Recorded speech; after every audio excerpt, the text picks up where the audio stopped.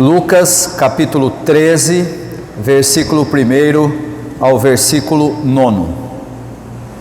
Naquela ocasião, alguns dos que estavam presentes contaram a Jesus que Pilatos misturara o sangue de alguns galileus com os sacrifícios que realizavam. Jesus respondeu: vocês pensam que esses galileus eram mais pecadores que todos os outros galileus por terem sofrido dessa maneira? Eu digo que não. No entanto, se não se arrependerem, todos vocês também perecerão. Ou vocês pensam que aqueles 18 que morreram, quando caiu sobre eles a torre de Siloé, eram mais culpados do que todos os outros habitantes de Jerusalém? Eu digo que não. Contudo, se não se arrependerem, todos vocês também perecerão. Então contou esta parábola. Um homem tinha uma figueira plantada na sua vinha. Foi procurar fruto nela, mas não achou nenhum. Por isso, disse ao que cuidava da vinha: já faz 3 anos que venho procurar fruto nesta figueira e não acho. Corte-a, por que deixá-la ocupar a terra? O homem respondeu: Senhor, deixe-a por mais 1 ano, e eu cavarei ao redor dela e a adubarei. Talvez dê fruto no futuro. Caso contrário, corte-a. Quem já teve a oportunidade de ler os evangelhos, Mateus, Marcos, Lucas principalmente, já deve ter percebido que há uma série de textos que aparecem em todos eles. Sermão do Monte, por exemplo, aparece em Lucas, mas também tem em Mateus. Alguns trechos que estão lá em Marcos, que também aparecem em Lucas, que aparecem em Mateus. O meio diferente entre os evangelhos é João, que tem outra forma de estrutura, que tem outra sequência e que é diferente dos outros 3, porque não segue aquela ordem cronológica, desde o nascimento de Jesus até a sua ressurreição.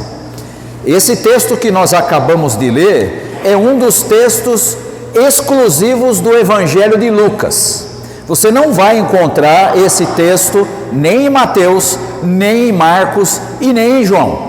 Só Lucas é quem relata esse trecho que nós acabamos de ler e que tem como foco principal, o assunto principal, a necessidade de arrependimento.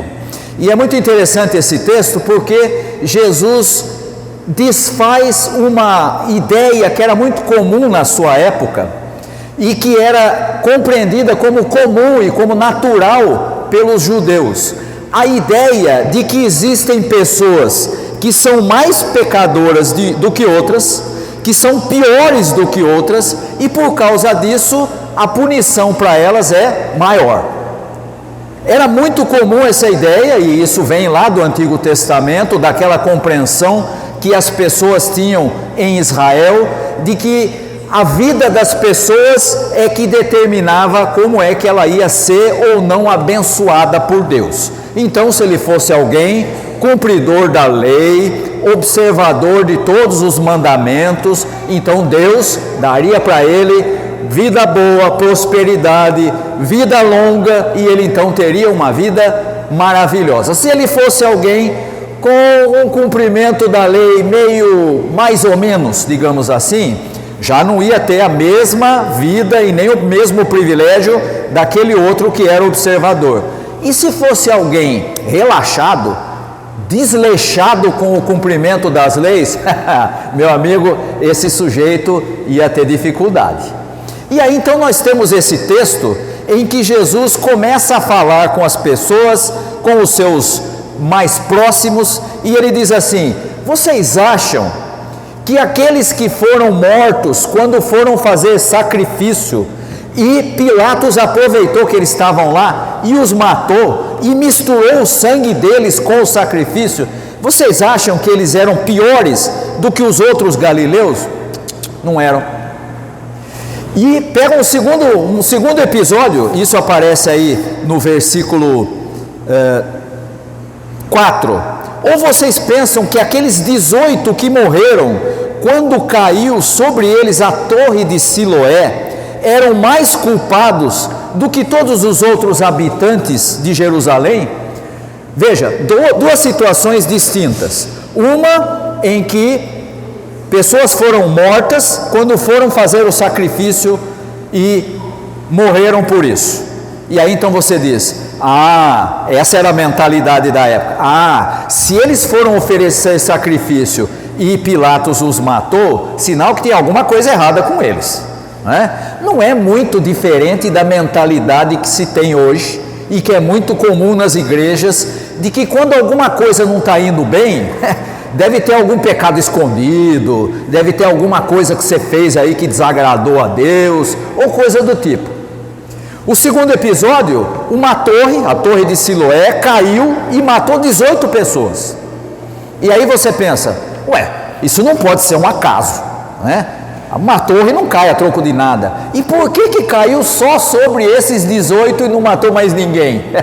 É exatamente essa a ideia que se tinha, né? Se a torre caiu e matou esses, alguma coisa errada tinha, né? Então, a mentalidade da época era: Deus vai punir de alguma forma aqueles que não são tão bons, certo? Errado. Jesus vem e diz: não é assim que funciona, não é assim que Deus lida com as pessoas. Mas aí Jesus faz uma afirmação que parece não combinar muito com a história que ele acabou de contar. Ele diz: vocês também sofrerão caso vocês não se arrependam. Mas espera aí, se eles não eram piores do que os outros, por que nós temos que nos arrepender? E aqui nós entendemos a lição que Jesus está passando aos seus seguidores. Não existe nenhuma diferença de patamar diante de Deus. Todos nós estamos na mesma situação diante de Deus. O apóstolo Paulo usa uma expressão muito bonita lá em Romanos 3. Ele diz que todos pecaram e todos, dependendo da tradução, diz assim: todos estão destituídos da graça, todos estão carentes da graça de Deus. Essa é a realidade de quem? De todos. E aqui Jesus então, antes de Paulo, já deixa claro: não imagine que existe diferença entre as pessoas. Deus não tem, como acontece nas famílias humanas, Deus não tem filhos prediletos. Sabe aquele negócio assim? Você já viu como é que é em família, né? Eu sei bem como é que é isso, que na minha família tinha, né? Éramos em 3, somos em 3, já não temos mais nem o pai e nem a mãe, ambos já faleceram, mas sabe aquela história? O caçula é o predileto, o filho do meio é o predileto, ou o mais velho é o predileto. Você já viu essa história? Você já conhece isso? Você já viu isso em algum lugar? Se não na sua família, em alguma outra. Na minha família acontecia a mesma coisa, né? É o filhinho predileto da mamãe, né? Minha irmã falava isso para mim, né? Até o dia que eu disse para ela: sabe que você tem razão? Está certa a minha mãe de me ter como o filho predileto, porque eu sou melhor que você mesmo, né? Nunca mais ela reclamou desse negócio. Lógico que nunca houve nenhum tipo de preferência, minha mãe nunca tratou diferente os filhos. Mas aqui Jesus está deixando claro diante dos seus seguidores que Deus também não tem filhos prediletos. Esse aqui, olha aqui, ele é bonzinho, ele é mais correto do que os outros. Não é. Você é exatamente igual a todos os outros. Aquele que você acha que é o último, você é igual a ele. Aquele que você acha que é o melhor, você é igual a ele. Não existe diferença de nenhum ser humano diante de Deus. Todos estão no mesmo patamar. E aí então Jesus chama aquelas pessoas ao arrependimento. E arrependimento tem uma característica muito interessante. Ele envolve dois aspectos distintos. Primeiro, ele diz respeito ao que ficou para trás. Por que você vai se arrepender de alguma coisa? Porque você fez alguma coisa que desagradou a Deus. E aí, não precisa ser nenhum gênio e nem ser um sujeito com um QI elevado para perceber que todos nós, hora ou outra, fazemos escolhas que desagradam a Deus. Mas o que Jesus está ensinando é que simplesmente você reconhecer que fez algo errado não é suficiente. Ah, não, de fato, fiz uma má escolha, fiz algo que desagrada a Deus, que contraria aquilo que Ele ensinou por meio de Jesus, então reconheço isso. Tá, essa é a primeira parte da história. Mas tem uma segunda parte que é o sentido da palavra arrependimento. A palavra arrependimento, em grego, é a palavra metanoia, que é uma palavra até conhecida na igreja. Significa mudança de direção, mudança de atitude. Eu gosto sempre de usar uma imagem para não esquecer. Você está subindo a rua 7, conhece, né? Está subindo aqui a rua 7. Aí você se arrepende. O que você faz? Começa a descer a rua 7. Não é simplesmente dar uma mudadinha de rumo. Não. Você muda radicalmente a sua direção. E aí você tem o outro lado do arrependimento, que é não só o reconhecimento daquilo que a gente fez ou deixou de fazer, que desagradou a Deus, mas uma atitude positiva de se comprometer a não agir mais daquela forma e de viver de outra maneira, de outra forma, a andar no sentido oposto que você estava andando. É a expressão que é usada no Novo Testamento para falar de conversão, né? A gente sempre ouve na igreja, isso é uma tradição das igrejas evangélicas aqui no Brasil, que conversão tem a ver com aceitar Jesus no seu coração. Já viu essa história? Não é isso que é conversão. Conversão é mudança de rumo. Eu estou indo para cá e eu vou para o outro lado de maneira consciente, sabendo o que eu estou fazendo, engajando-se na mudança. Ou seja, na vida do cristão é quando você se abre para que Deus vá mudando a sua mentalidade, mudando a sua maneira de agir, para que você fique mais sintonizado com quem é Jesus e menos com quem você já é. Esse mesmo que eu falei que está no mesmo patamar diante de Deus. Isso é que é conversão, isso que é demonstração da fé, que é o fundamento do arrependimento. Não adianta simplesmente reconhecer que toma decisões más, erradas e que é pecador. Não adianta só reconhecer, precisa se comprometer a mudar de atitude. Por isso o arrependimento sempre provoca uma nova situação. Paulo usa uma expressão muito bonita para isso. Aqueles que estão em Cristo são uma nova criatura. As coisas antigas já passaram, ficaram velhas, aquilo lá não vale mais. Agora você é uma nova pessoa. Como que isso funciona na vida do que crê? Todo dia, cada manhã, cada decisão, é assim que funciona. Nós vamos sempre renovando o nosso engajamento na vida de seguir a Jesus. Por isso, o chamado de Jesus, diferente do que eles pensavam na época, não é um convite para uma nova moral, uma nova forma de ver a realidade, de exigir isso e não exigir aquilo. Não é uma nova moral, mas sim um compromisso com o discipulado. Discipulado nada mais é do que você seguir o exemplo de Jesus. Quando você segue o exemplo de Jesus, você é um discípulo dele, você é um seguidor dele. O que Jesus quer, e ele fala isso para os seus primeiros discípulos, ele diz: vocês vão e façam discípulos das nações. Discípulos deles, discípulos dos apóstolos? Não, discípulos de Jesus, para seguir o exemplo de Jesus. Como é que isso começa? Começa com arrependimento. E aí então, Jesus usa uma figura, uma parábola, e ele conta uma historinha bem curtinha, que é a historinha da vinha, né?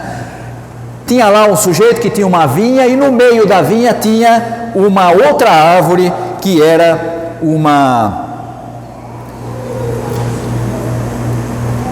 árvore, uma figueira, né? E aí ele diz o seguinte: o sujeito que era o dono da vinha chegou lá, foi pegar o fruto na figueira e não tinha nada.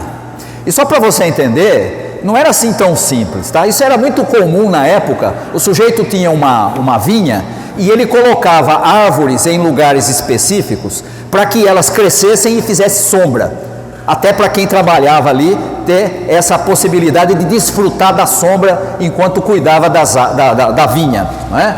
E aí essa vinha tinha no meio lá uma figueira, e a figueira era uma árvore, e até hoje é assim, que não demanda muito cuidado, mas ela era plantada e durante 3 anos ninguém mexia nela, nada, só esperava ela crescer. Quando dava 3 anos para frente, então ela começava a produzir figos, e aí então o dono, né, o proprietário ia lá para retirar os figos. E aí, se você olhou o texto aí, você percebeu que o dono da vinha diz assim: já é o 3º ano que eu venho aqui para pegar figo e não tem nada. Se é o 3º ano, na verdade aquela vinha estava lá há 6 anos. 3 ela ficou só para crescer, e 3 que ela devia já estar dando fruto, nada, não produzia coisa nenhuma. E aí então o que diz o dono da vinha? Corta, né? E aí você diz assim: puxa, o que essa história tem a ver com arrependimento? Você percebeu que tem uma outra personagem nessa história, na parábola? O sujeito que cuidava da vinha, ele diz assim: não, vamos combinar um negócio aqui. Não é costume, não se fazia isso, não precisava disso, né? Não era assim que se fazia quando se tratava de uma figueira, mas ele faz uma proposta: deixa eu cuidar dela mais 1 ano, deixa eu adubar. Não é uma árvore que precisa de adubação, mas deixa eu cuidar, quem sabe ela frutifique, né? E aí você olha para isso tudo, tá, mas espera, o que isso tem a ver com o arrependimento, que era o tema de todo o texto? Esse personagem que está aí é alguém que representa muito bem a maneira como Deus nos olha, como Deus olha para os seus. E aqui eu tenho que fazer um parênteses bem rápido, que é o seguinte: quem conhece um pouquinho de tradição bíblica sabe que figueira é e sempre foi um símbolo de Israel, né? Sempre foi, até hoje continua sendo um símbolo de Israel. A figueira que não dava fruto, adivinha quem era? Israel. Em vez de receber Jesus, o Filho de Deus, o verdadeiro Messias, queremos isso não. A gente já tem a nossa religião, nós já somos aqui seguidores da lei e tudo mais. E sabe de uma coisa? Essa figura desse personagem que aparece aí nessa parábola representa muito bem a maneira como Deus age com paciência e com misericórdia. Ele podia simplesmente dizer: 3 anos não deu mais fruto, não vai dar mais, corta isso aí. Não, vamos deixar mais 1 ano, vamos dar uma segunda chance. Isso é agir com misericórdia, e é assim que Deus age, não só com Israel, que até hoje deveria estar seguindo a Jesus e não está. Não se iluda, Israel não é cristão e nem vai ser. Israel tem o seu próprio interesse como nação e como religião, não tem nada a ver com Jesus, né? Mas Jesus saiu de lá, verdade, mas eles continuam rebeldes à mensagem de Deus e vão continuar, né? E Deus como é que age? Com misericórdia, continua dando mais uma chance, mais uma oportunidade para que a figueira dê frutos. Não se esqueça, o novo Israel de Deus, segundo o apóstolo Paulo, é a igreja. E sabe o que a igreja precisa fazer? A mesma coisa que a figueira, precisa dar frutos, né? Precisa dar frutos de arrependimento, agir de maneira em sintonia com os ensinos de Jesus. Isso é discipulado, isso é o que Deus espera daqueles que se comprometem a seguir o exemplo de Jesus. Esse texto, portanto, nos traz a maneira como Deus nos vê.